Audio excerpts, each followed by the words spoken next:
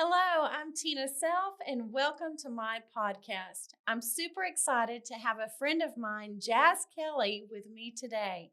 She is the girl on drums, and Jazz Kelley is a professional drummer, entertainer, and model originally from Carlton, Georgia.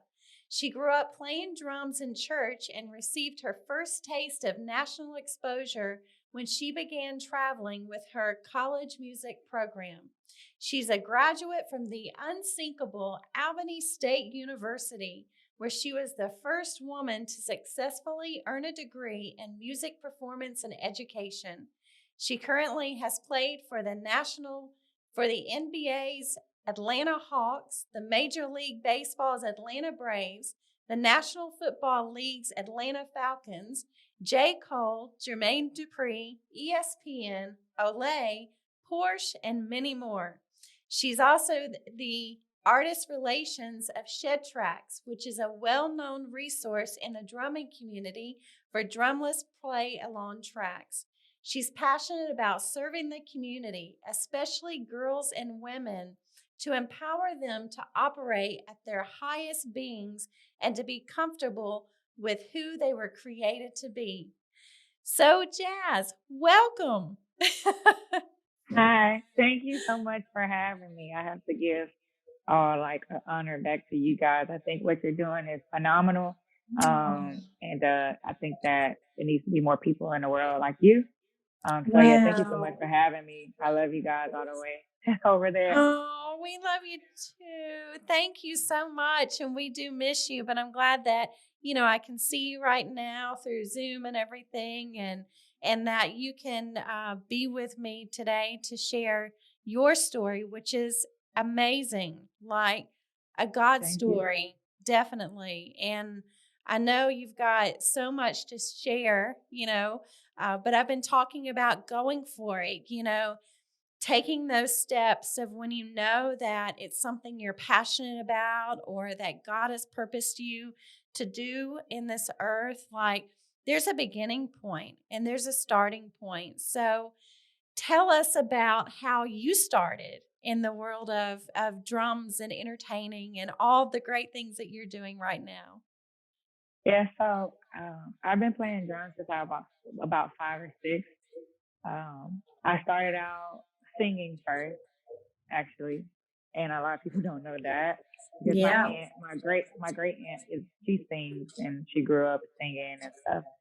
So I was in the choir first, and but I was always drawn to music. But there's like this one specific rehearsal where one of my cousins got on the drums after, and he played a simple beat, and I remember it very vividly. And it was like, dude, chat, chat, chat, chat, do.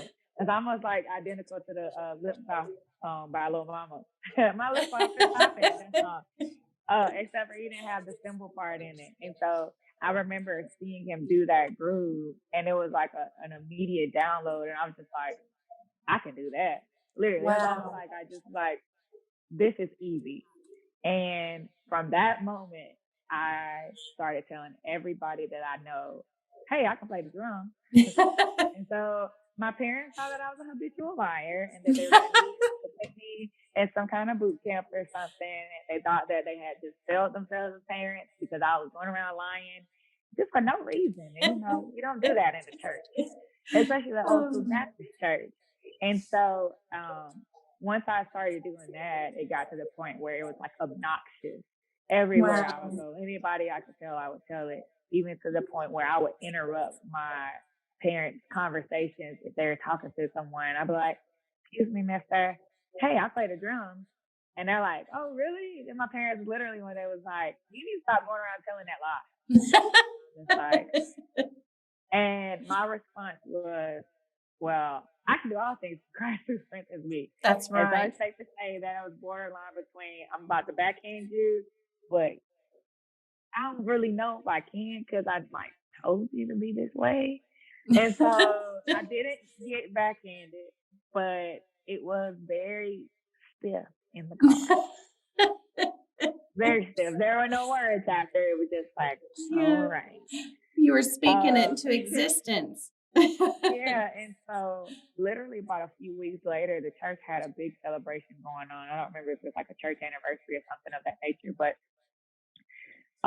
Baptist churches, back home, you have a celebration. They're hiring the best of the best musicians. They're all the church surrounding churches are coming to that one place. It's like a big celebration. Yeah. And that night, my godparents just so happened to be hosting. But also, for some reason, there wasn't a drummer that night. There was a organ player and stuff, but there was no drummer. So I'm like, yeah, this is my shot. Yeah. And I'm sitting in the middle of the crowd, like in the back, like, and I don't know the organ player, and the organ player don't know me. He will walk up to me today, and I wouldn't know who he is. That, like, it was that random. And the organ player looks at me from the audience and gives me like this head nod to come up there. He's like, wow. And so my other aunt that's sitting behind was like, let the girl go up and play. I've never touched a drum before in my life. I never held drumsticks. Wow. Tell you the names of the pieces of the drum kit. Never. Wow. And so my other aunt who's sitting on the side is like not saying anything. She's not budging. And so offering time comes, and for everyone listening in the old school churches back home, offering time, you walk around and put it in the bucket. So I already made my plot that I was going to be like, I'm just going to tell her I'm going to go speak to the organ player, but I'm going to do it really fast. I'm going to go. So I literally was like, hey, I'm going to see the organ player. I'll be right back. Bye. As I'm saying that, I'm already like in motion. So it was like, if I get in trouble for this, whatever. And I get up there and I sit on the kit and I play. And it's just like that simple. And not like she's trying to figure out. It was like a no, just like a silent playing. Like I can't even explain it. And, they had the shout mix during that, back then, churches, they, everybody falling out and all that stuff. Yeah. So after they do all of that and stuff and the music is over, I was smaller then. So you couldn't see me because of how they had it set up. It's like a little banister covering. I stand up. And so I'm like, yeah, that was me. And everybody's like, what? And then there's like an awkward silence. And then there's like, oh my God. Like, and they start clapping. And then my godfather was like, that's my child. That's my baby. And wow. Like, sit down, to be humble. But I was just like, I was only standing up so that y'all could see that it was me. So you could see it was me and know that I'm not lying. I don't have a problem. You got a problem. So yeah, and so I've been playing ever since. That's incredible. So you were what age? 5 or 6. That is incredible. And never picked up a drumstick ever before. That is incredible. So then obviously it was just this passion of yours that you went to school and decided to, hey, I want my degree in music and yeah, kind of. I was taking pre-med classes first. So a lot of people don't know that about me. Because my parents were just like, oh, my baby's going to go to school to be a doctor. You go to school to be a doctor, make you some good money. Okay. Yeah, I'm going to go to school to be a doctor. Because that's what I need to do. We engrave them without showing them how to move in purpose. Right. We literally teach them how to go after money instead of purpose. Not understanding that when you go after purpose, the money going to come. The money will come so much that it's going to chase you down and you won't even have to lift a finger. You just be in. And, but I didn't know that then. And I was a people pleaser. I was a parent pleaser. I was definitely that. And I'm healed enough to say that now. Yeah. But going through, I was in high school and I remember taking this class, like a med class. And I convinced myself, I was like, I'm going to go to school to be a cosmetic. Yeah. I even try to convince myself, like, oh yeah, I'm gonna do this and it's gonna like be good because I'm helping people feel good about themselves because everybody don't got good smiles, like they got jacked up teeth and that's low self-esteem and I'm gonna provide happiness. People are gonna feel good because they look good and that's great, right? It sounds good. And I'm in the class and I'm doing well and I'm like, yo, this sucks. Like, this is trash. And at that moment, I think that was my junior year, I was like, I think I want to do music. I don't know how. I was like, I want to do music. And I remember college coming. They're trying to convince me to go to West Georgia. I'm like, listen, y'all got me messed up. I ain't staying in this city. I got to get away. Wow. I love you guys. I got to go though. Got to go. Yeah. I'll be right back. Yeah. And trying to convince me to go to West Georgia, that just obviously pushed me more. But yeah, that was when I decided, my parents were like, well, what are you going to do? And I was like, I don't know, music. And they were like, well, how, like, what are you going to do? And I was like, I don't know, music. I'll figure it out. Wow.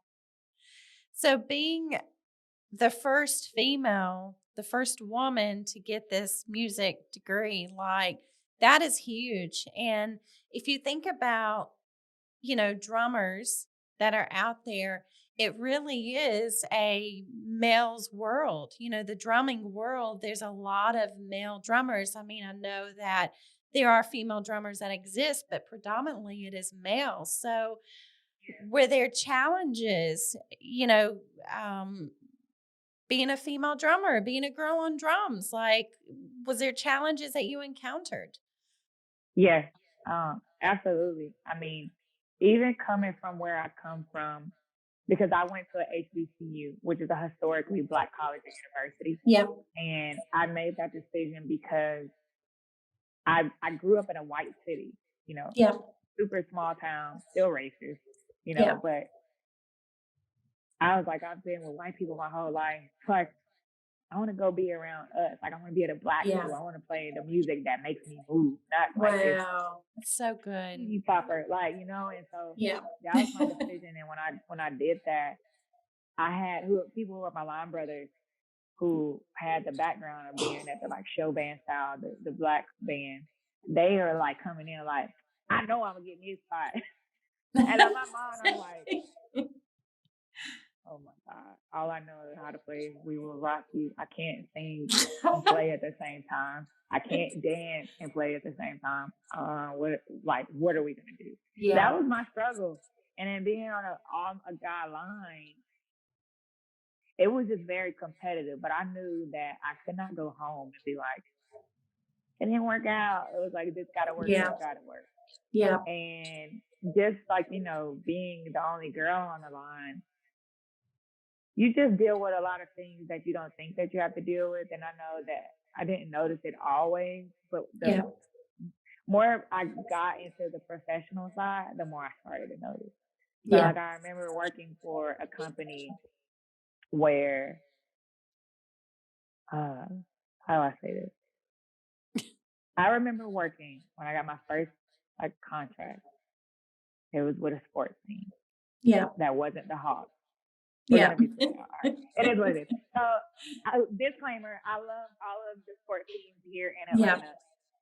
I respect the Falcons, even though I'm not a fan. But listen, I do work for them.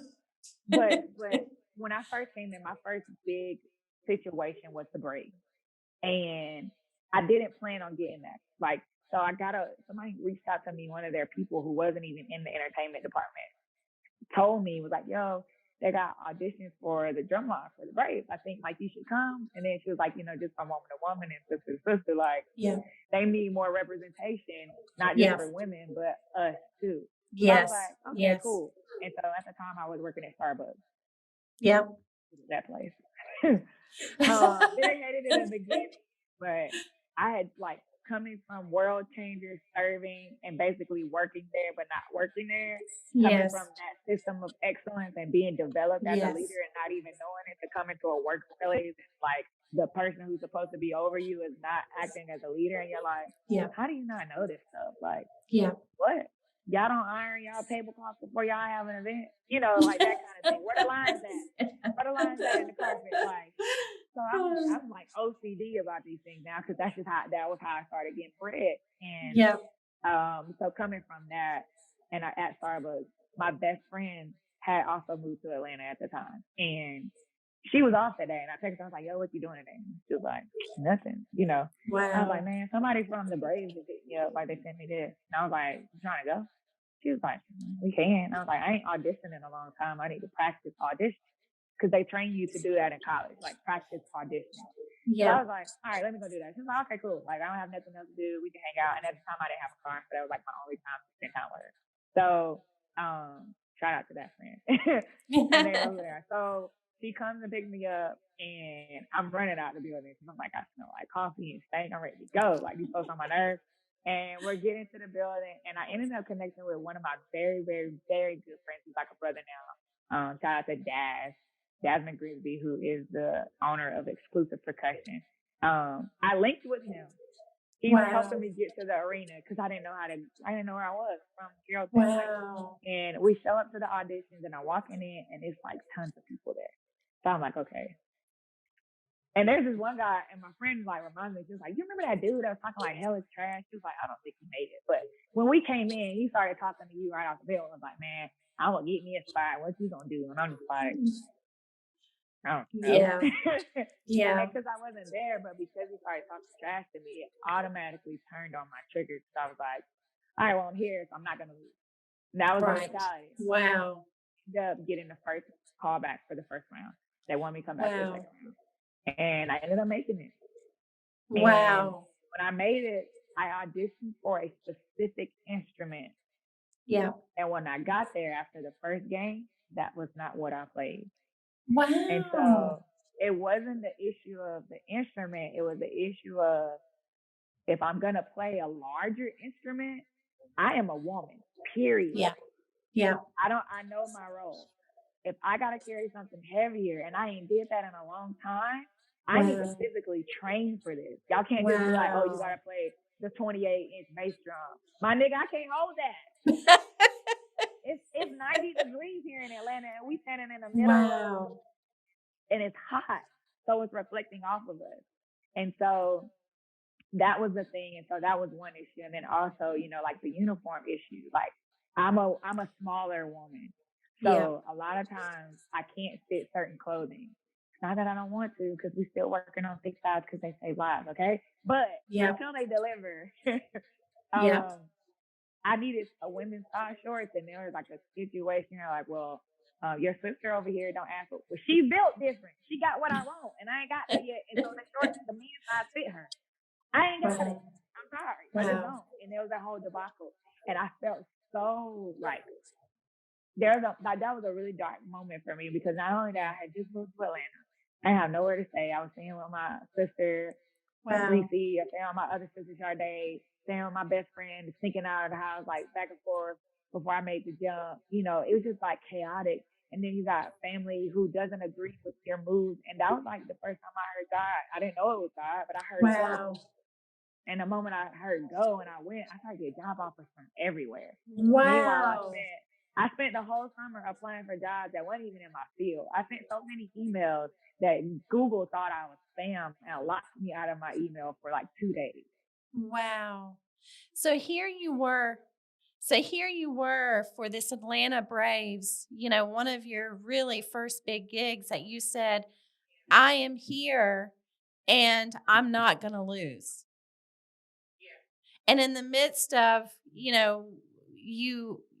what you said, you're kind of bouncing here, there, everywhere, that you felt that you heard God say, go. How long ago was that? How long ago was that moment that God said, go?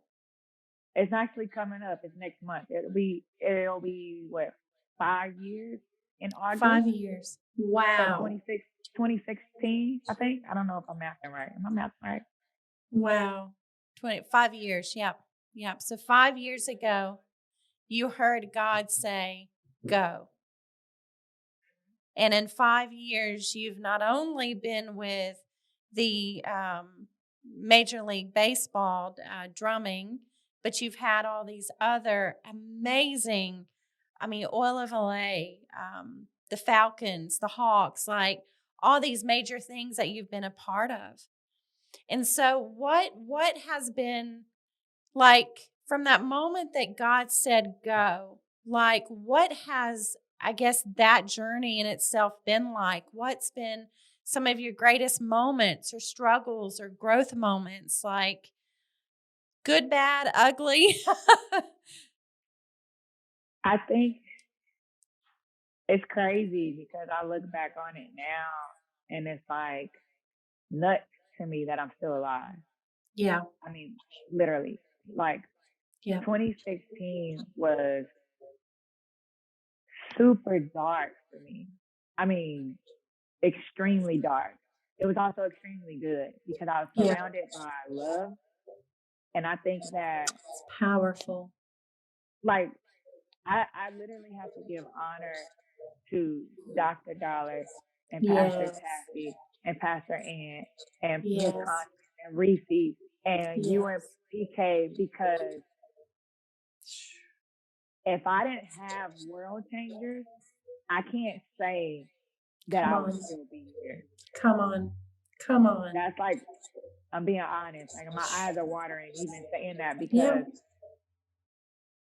I come from a background where I was always working to be perfect. I was always working to please my family. And there's nothing wrong with that, but it is something wrong with that. Because the moment that you do something that goes against the grain, it doesn't make sense to them or the people who care about you. These people care.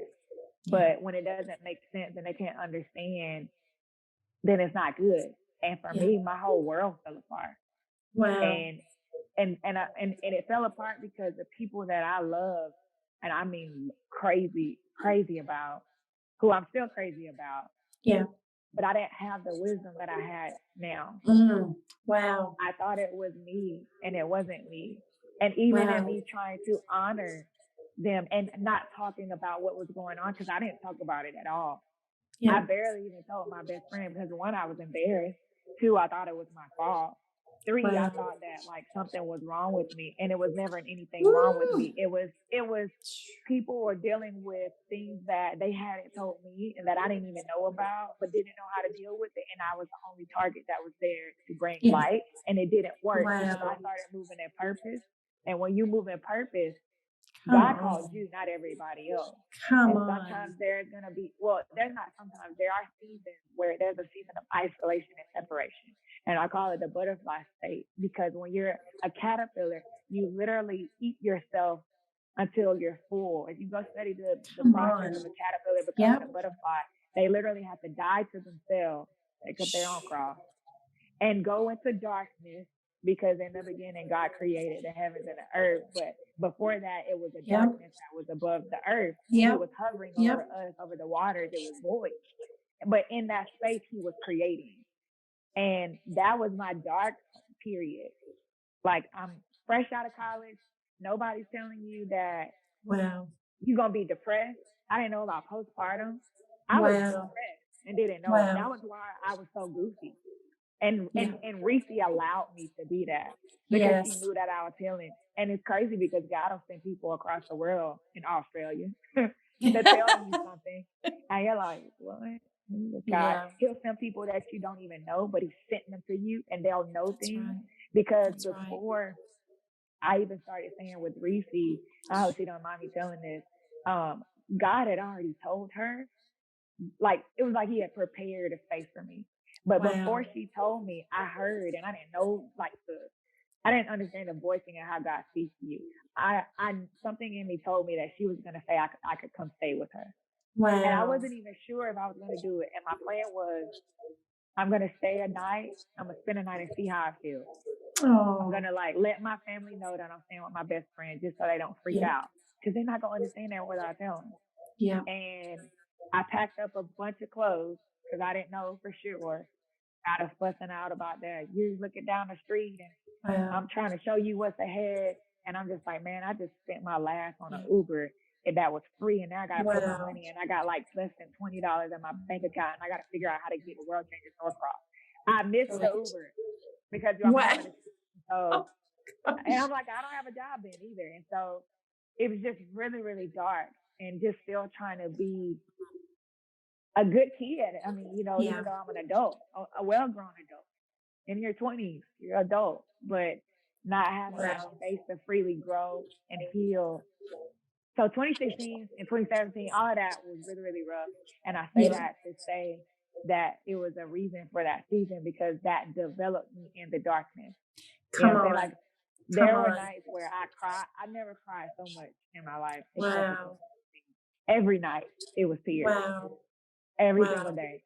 And I had never experienced that. And I'm just like, I was like, I told her, I was like, I want to stop crying, but I can't. It hurts. I love these people, and they're not believing what I say, but I know that I'm supposed to be here. The moment that I had to make a harsh decision, and I'll never forget it, said, you're either going to choose this or you're going to choose that. And it was like, you tell me God called you all the way to Cobb County. And in my mind, I'm like, I don't know what to say. And I said, yes. Yeah. And I called my great aunt. Shout out to my great aunt. Auntie Brenda is a real OG. She's helped me down. Because not once, even if she's upset, she'll just be like, I can't get in between whatever God is telling you need to do. So I want you Beautiful. to follow him and everything because that's what I taught you. It's And beautiful. when I made the decision and I was like, I gotta go with this, I got a phone call from Guitar Center. I did Wow. not fill out an application. I got a What? contract from World Changers. I did not fill out that application. They made me audition on Wow. spot. And Praise then after God. that, everybody started calling. And then later I got the Braves. So, you know, I think the Braves was a highlight. It was just walking into different seasons, like you said. Yep. The Yep. caterpillar stage is not always comfortable. It's Yep. weird because the caterpillar's cocoon, the inside is actually made out of silk. Woo. So it's like it's uncomfortable, but it's also very lavish. Beautiful. Yes. Lavish and beautiful as well. Yeah. Yeah. Yeah. So that was And like when my rough patch.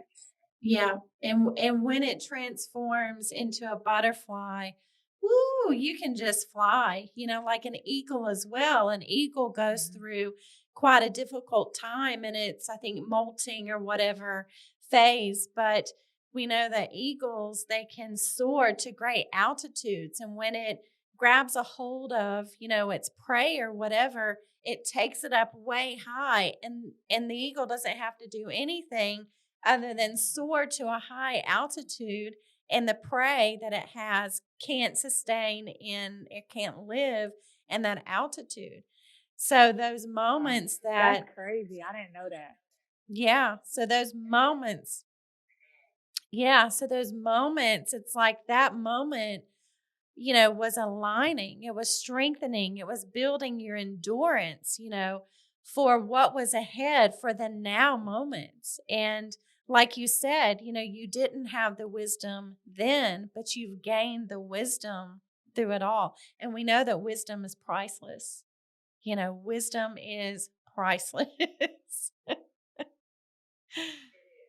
Wow, incredible journey that you've had.